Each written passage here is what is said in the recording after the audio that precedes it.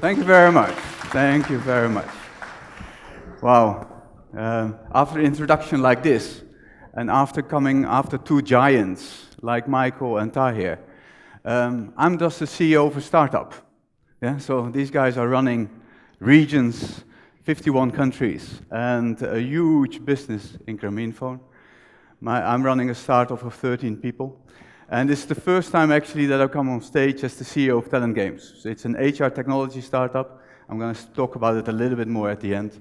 And of course, the other side of my business is Engage Consulting, and I'm the CEO of doing that. And I've met many of you as part of my wonders over the last 15 years, sorry. It's going to be 16 years on the 1st of March 2019 that I've been in Pakistan.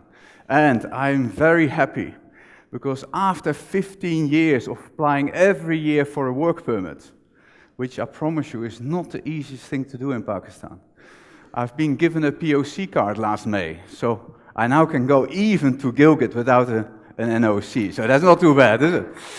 I think it was more to do with my wife rather than me, actually, but otherwise I'm all right. What I would love to do today is talk to you about how do you manage talent in the exponential age.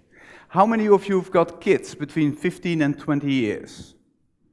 15 and 20 years. I guess many more than just the 5 arms that I see going up. But I promise you, I've got 3 kids that are between 15 and 19, and I've got a 7-year-old and a 2-year-old. So I go the full spectrum. I've now been 19 years in nappies, so I think that's quite an accomplishment. My apologies. But if you think about the way that my 15 and 16-year-old daughter is looking at work, I promise you it's very, very different than how I was trained to look at work. And I would like to give a number of suggestions on how you can manage talent in this age of disruption. But before I do that, I'm going to talk to you a little bit about the space that we're in. I was lucky enough last September a year ago, to go to this university called Singularity University in Silicon Valley. 6 days of brainwashing, in which basically they were explaining the technological advances in any field. Power, in space, in AI, in blockchain, in medical, in HR, everything in terms of what's currently already happening and the impact that it can have on our lives. And I promise you, whatever you've heard is only 5% of what's going to happen. I'll repeat that. Whatever you've heard is only 5% of what's going to happen. And whatever I'm going to share with you today, 15 years from now, is going to be completely outdated. Completely outdated. Maybe even 10 years from now. If you would ask me, Paul, what is the prediction of how companies or how leaders are going to manage and engage staff and talent, I'm going to give you one word: biochemistry. 15 years from now, you will all be, your bosses will know exactly what makes you tick on the basis of a biochemistry sensor and the hormone level, your heart rate level, and all the enzyme levels that are in your body. And that's where the road is going to go to. Luckily, we've still got a bit of a runway of 15, 20 years before we're going to get there. And I'm going to talk about that particular part, because we're in the midst of 3 significant transitions and transformations, disruptions that are happening. One is around technology. The second one, as I mentioned, around environment. But the third one, we should never forget, is about connectivity. And I will touch each one of them very quickly. Because the forces that are driving innovation and are accelerating and compounding. Michael showed a slide similarly, that in the beginning, it looks like nothing is happening. Until it's happening, and then it happens so fast that you haven't got a clue what is happening. And that comes all from the fact that we're very good as human race in thinking linearly. I'm going to do a quick quiz. If I take 30 steps and I go into that direction, where do I end up? Anybody? Probably near the tea shop, correct? Or I can get a cup of tea. If I take 30 accelerated steps, where do I end up? And 30 exponential steps, I mean every time it's double. So 2, 4, 8, 16, 32, 64, 128, 256, 512, 1028, 2056, and then my math stops. Where do I end up if I do that 30 times? To the moon. I think it's even further. It's 25 times around the world. Yeah? Where do I end up if I take 29 steps? Huh? 12 times around. Thank you, Amar. At least somebody is awake. Yeah, so it's all about compounding. Yeah, it's all the double swing is really going to have a huge impact on the bigger the numbers, because Moore's law has been in effect for the last 50 years. Moore's law existed in 1965, the year that I was born. And Mr. Moore, the co-founder of Intel, said every 18 months to 24 months, the capacity of microprocessor chips will double at half the cost.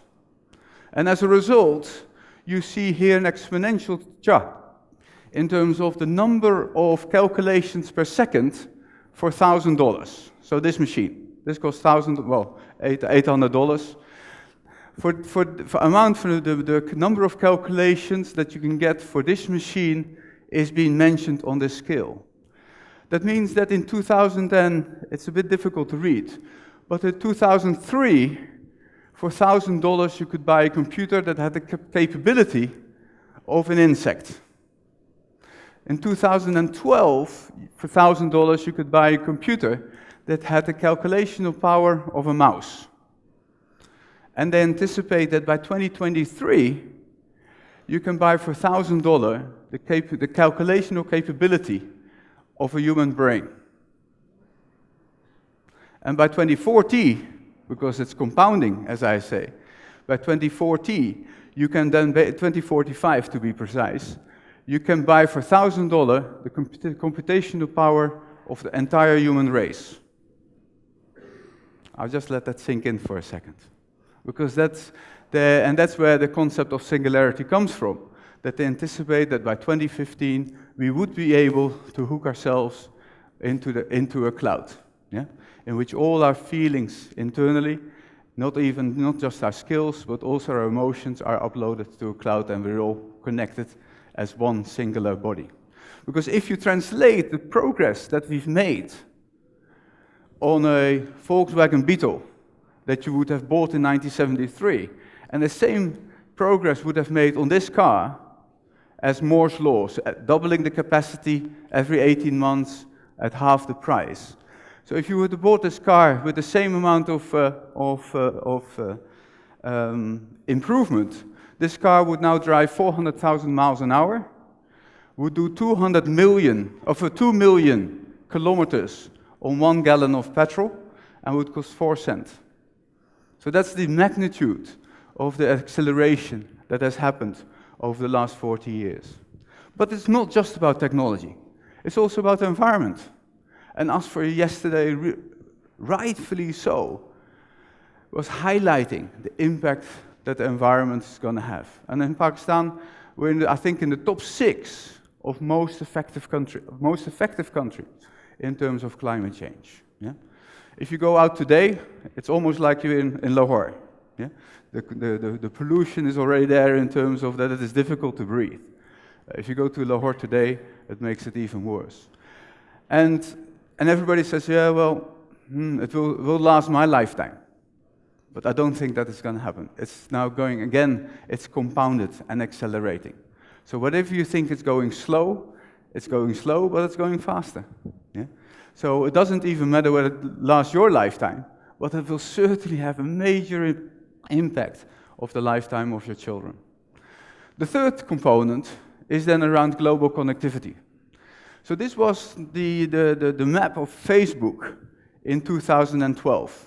You see a big dark spot where China is, and that remains. This was it in 2015, and this one is in 2018. Yeah? So the number of people that are connected, at the moment they anticipate that how many people are connected now worldwide on the internet? It's 1 billion people, correct? 3 billion. So at the moment, 3 billion people are connected to the internet. In the next 5 years, they anticipate that to be 5 billion. Can you imagine the intellectual power, the intellectual mischief, the consumer opportunity that is there by 5 billion people being connected to each one of us? And that has huge opportunities and also huge potential consequences. So there's 3 different things. And as a result, what you see happening in the world, you see the technology and these trends happening slowly, until it's going really accelerating. The problem is that our ability to adapt as humans is not working on an exponential scale. It's working on a much smaller scale. And as a result, you therefore have this mismatch where technology is moving faster than our ability to adapt. And I think some of the things, the economic, of the social changes that we see now in the world, whether it's the rise of Trump, or the rise of the decline of democracy, or whether it's Brexit, I think can really be explained in the fact that people feel alienated by the fact that the changes that are happening so fast and their ability to adapt. And we've got a huge responsibility as leaders, because we are lucky enough to be given the opportunity, the resources, and especially the mind, in order to help other people to adapt as quickly as possible. And I'm going to talk about that in a bit. So what does that mean for the future of work? Well, let me ask you a question. Is this how you currently are working? Just read the statement for a second. Can I see a show of hands of you working in a company that this is the way that you're currently being organized? Yep. And I would not be surprised. I think in Pakistan this is still for 90% the way that companies are being run. But I promise you, this is not the companies that are going to survive. Yeah? Because what's going to happen is that in the past it was all about making sure that we got clear hierarchies. We moved to networks. We moved from controlling to empowering. We moved from planning to experimentation, and we moved from privacy to transparency. Michael was highlighting some of this in his speech earlier in the morning. But how many of you are in companies that are already on the right-hand side? Yeah? 1 or 2? Huh? On the way. Yeah? And this is going to be a journey. But I think Michael said in his last point that in order for companies to be ready for innovation and disruption, one of the critical elements is for executives and managerial to let go of their privileges. And that's exactly to move from hierarchies to networks. A huge transition that is required. So how do you manage talent in the exponential age?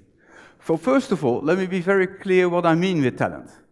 Because most of us think that talent is basically people that are on the payroll. I call that balance sheet talent. Yeah? That is the talent that you have. But there's significantly more options out there.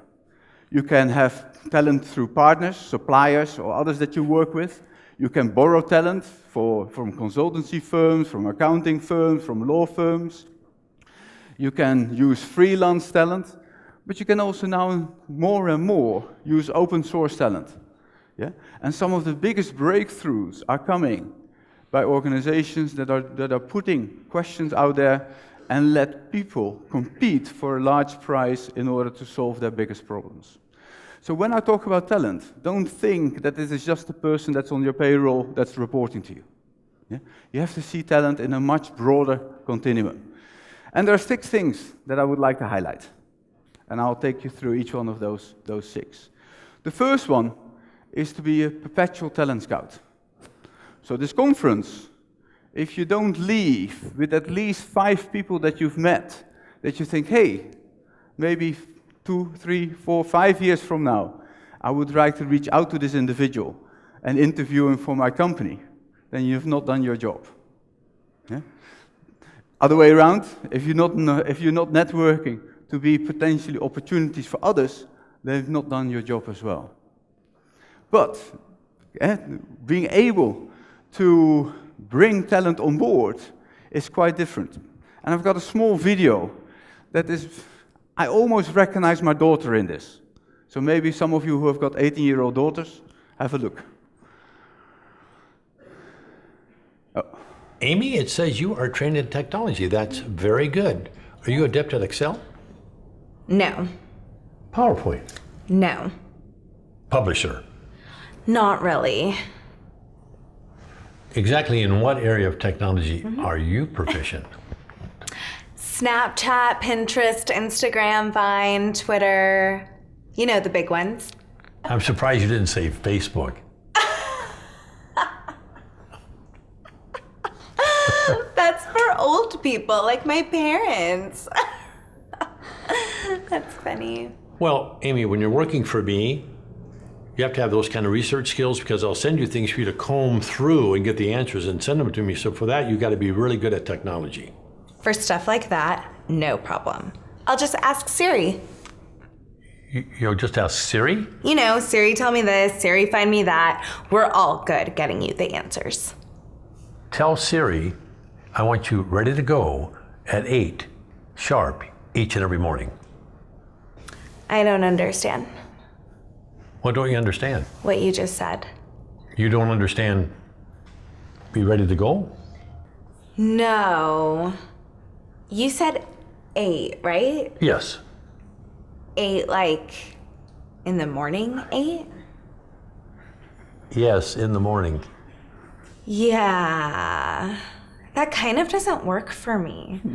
Who gets up at 8? I do. I Skype with my French boyfriend in Paris until like 3 in the morning. I don't even get to Starbucks until like 10, where I order my grande chai tea latte, 3 pumps, skim milk, light water, 2% foam, extra hot, but not too hot. So if it's okay, I work best in the morning at 10:45. Wow. Amy, I don't think we're going to be a good fit. Why are you so negative? I can sense your hostilities, and right now I am not feeling very safe.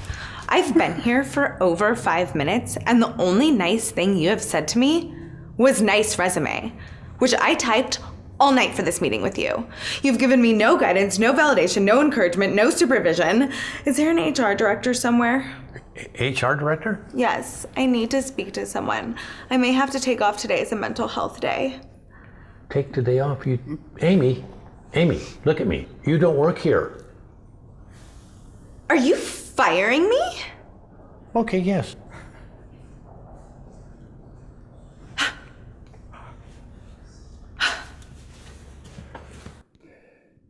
Yeah, so specifically as the lady walks away, that's my daughter. Yeah, that is my daughter when she disagrees with me. But I really like, I have to take a mental health day. Yeah? How many of you are giving mental health days in the company? Yeah? Not too many, I think. Yeah? But we're not far off of giving mental health days. So the reason that I show this movie is because, maybe not to this extreme, but I promise you that the way that we have to deal with millennials is very, very different, and hopefully you recognize some of them. The other part, of course, is what I call is the rise of the skillpreneurs. Because my son, who's 19, is saying, "Pop, what are you doing?" And I says, "Well, this is what I'm doing." He says, "What would you like to do?" He says, "First thing, certainly not what you do. I don't want to go to a company and to be there from 9 to 5 and report to a boss." Yeah? So the expectations are very different. And what I've noticed is that young people specifically are focusing on becoming individual entrepreneurs in highlighting their own skills. And therefore I call them skillpreneurs. Sometimes they're really excited to work for 2 years for ICI, and then they say, well, after 2 years I've done my bit, my resume is polished, then I work for an NGO. And then from an NGO they say, well, 6 months later there's a fantastic project in a startup. Yeah? And if you say, well, Paul, is this happening in Pakistan? Yes, it is happening in Pakistan. Because I met many IT companies that find it, IT corporations, that find it very difficult to find skilled talent. Why? Not because they're there, but because they are the third largest earner on Freelancer. Yeah? So Pakistan is the third largest earner on Pakistanis are the third largest earner on freelancer. And the fantastic thing about freelancer is it democratizes, because actually female Pakistanis are on average earning more than male Pakistanis. Isn't that wonderful? So they're not interested. They're not interested to work for you. They're not interested to work for me. They just want to follow their own route. So we have to find very different ways to engage and attract people. One of the things that we really have to do differently is to throw out that fat black HR policy book that you have, with 300 rules that explains what is allowed and what's not allowed. Because I never understand. We've got all these processes and policies, and ask why, to have control. To have control of what? That people don't misuse it. I said, fine. But I sincerely believe that you really have to trust the 90% of people that won't misuse your policies. Because the 10% that want to misuse it will even misuse it if you've got 500-page policy books. Yeah? So better to kick them out. So therefore, the 10-word HR policy manual that I would subscribe you to all implement is to act and decide if is this your own company. That would be nice. Yeah? That this is the only HR policy that you have. To act and decide if it's your own company. There's one disclaimer. That as an organization, you have to make sure that you hire, reward, and tolerate only fully formed adults. Because unfortunately, in our society, we don't understand that with more freedom comes more responsibility. Yeah? Because the biggest decisions that we take in our lives is still being outsourced to our parents. Yeah? So, the third one is then, we have to start treating talent as partners. It's not about, I'm the boss, and I decide what is best for you. I decide what kind of job would be good for you next. I decide what is your salary increase. I decide what is the course that you should follow. I really think that we should turn around that relationship. Because what happens if a boss treats his subordinate as a subordinate and not as a partner? It's like a father or parent-to-child relationship. And as a result, the child will follow what the parent says, yeah? But it will take a long time for them to become sustainable. So we really have to transition to giving people the responsibility that they require, and then allowing them to make the mistakes. And as organizations, we should then just focus on providing the environment and the support and coaching for people to be able to actually then make the right decisions. The fourth one was also highlighted by Michael, which was around provide lifelong learning. I call it the half-life of knowledge. Yeah? Anybody here is a nuclear scientist? Or chemistry, done chemistry? So half-life is that in a certain period, the power of a certain component loses half of its value. And I think that's the same for knowledge. Over a certain period of time, you lose the value of your knowledge reduces by 50%. And whereas when you were graduating from an IBA in the late 80s or early 90s, you said, I'm done. Yeah? I've done my MBA. I can join a company, and as a result, I don't have to restudy, reskill, and relearn. And I promise you, that's not going to last. Yeah? Over time, and again, this is about acceleration. Over time, you really have to make sure that you continue to replenish your knowledge. And one of the things that I find when I interact with leadership across Pakistan is that they're not very good in keeping themselves up to date in terms of reading books, articles, etc., etc. Yeah? If you don't have a hunger for learning, and I don't mean just doing the same thing over or asking for new challenges, hunger for learning by going to universities, by meeting different people, by reading books that are outside of your comfort zone, by doing stuff that's completely different, by taking a Coursera course on being a data scientist, you're going to become irrelevant. And you're going to become irrelevant very soon. Because the top 10 skills that got you a job on LinkedIn in 2017 were these. And I don't see any word on management on there. Yeah? And I promise you in 2018, again, it's completely different. So we really have to make sure that you continuously to reinvent yourself.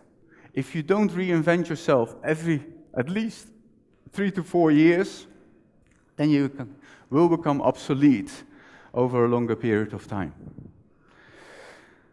The fifth one, and I think Tahir mentioned this as well, is where does the passion come from?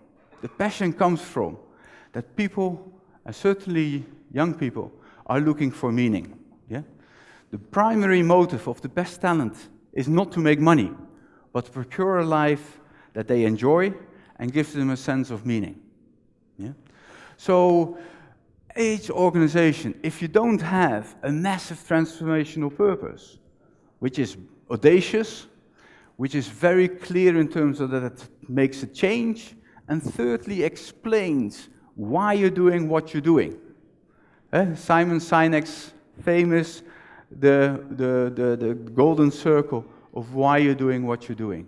If you're not able to articulate that for your organization, for your team, and for your individual, I promise you people will not come and work for you. And then again, you say, well, Paul, these wonderful visions are wonderfully stated, and everybody would love to work for the Teslas of this world. But again, this is Pakistan. How does this happen in Pakistan? But one company that I worked with, in terms of Telenor Bank, where it says, we're empowering societies by banking the unbanked of the world. Mr. Paul Keijzer, because of time limitation, you have around 1 to 2 minutes left. Thank you. 1 to 2 minutes, all right. It would have been nice if you said that 5 minutes ago. Okay, let me speed up then. Sixth one is, if you don't use technology to engage talent, you're not doing the right job. Yeah? Who is interested in following the same type of things in which you have to fill in forms, etc., etc.? So whether it's to do with acquiring talent, whether it's to do with engagement, whether it's to do with ideas, or whether it's to do with setting goals, you have to find ways to use technology to actually engage talent. And that's where my company came in with C-Factor, because we do gamified recruitment. Yeah, whereas in the old way, companies went to universities, did a little show and tell, says, look how wonderful we are, please apply, fill in the form, and then have a short interview. And then the whole process started. Nobody wants to come to these show and tells. Yeah, that's the most boring things of things. And that's where we came up with this idea of actually gamifying the recruitment process. And I'll show you a 90-second clip, not longer. 90-second clip in terms of what a candidate can experience. And you tell me whether that's more interesting than the other one. So